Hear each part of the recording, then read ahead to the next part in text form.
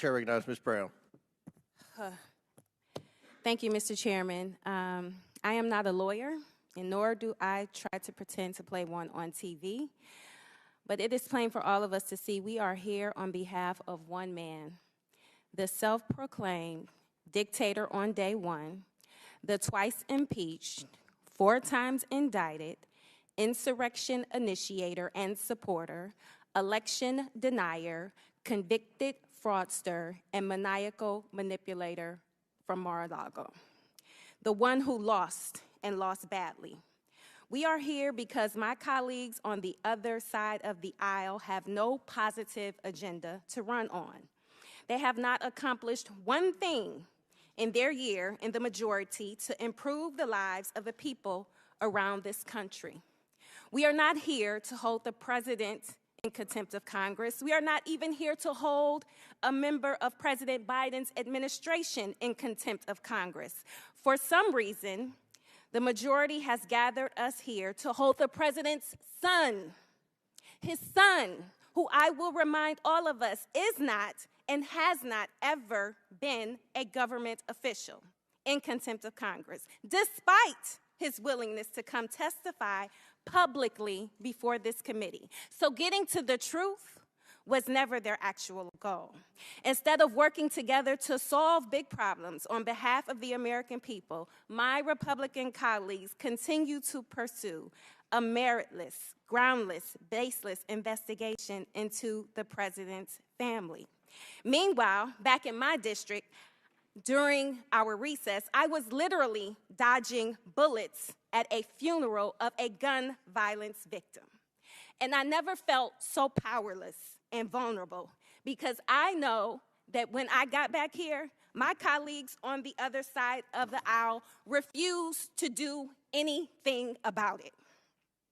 Yet, they continue to make efforts to ban books, rewrite history, make it harder for people that look like me to vote, and to make it harder for women to make their own health care decisions.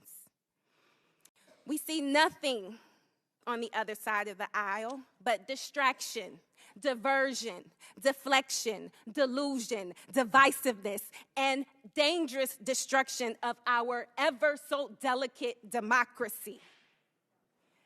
So with that, I am tired of the political theater. I want to get to work for the people back home in the 11th Congressional District because they, quite frankly, don't care about Hunter Biden.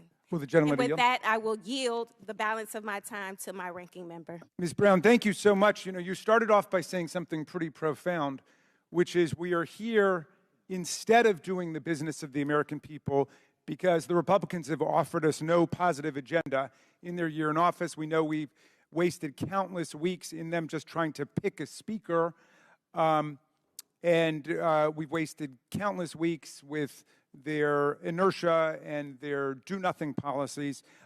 But Ms. Brown, I don't know if you recall, I just don't want people having to take your word for it. I think numerous Republicans have gotten up on the floor of the House complaining about the fact that they have no agenda.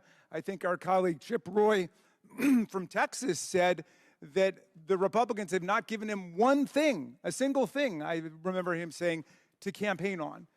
So I just want to ask you, when you're saying that they have no agenda, that's not a partisan point. You're getting that from Republicans, aren't you? That is correct. One of our colleagues said that there was Trump derangement syndrome, and of course Trump derangement begins with Donald Trump himself. He thinks he has a legal right to assassinate U.S. citizens. He thinks he can grab women by their genitals, although that's not the word that he used. He said that if Joe Biden is reelected president, there will be World War II. He is obviously deranged and disoriented. But the real Trump derangement syndrome that I see is those people who cannot break from Donald Trump after he's proven himself to be completely and totally unworthy of your support.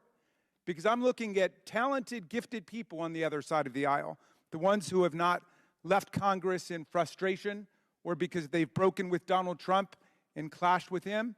But I'm still looking at people who have their wits about them, I think, but you're acting like cult members, like you're sleeping on the basement of a cult, listening to tapes all night. And I beg you to get over your Trump derangement syndrome. Thank you very much for yielding, Ms. Brown.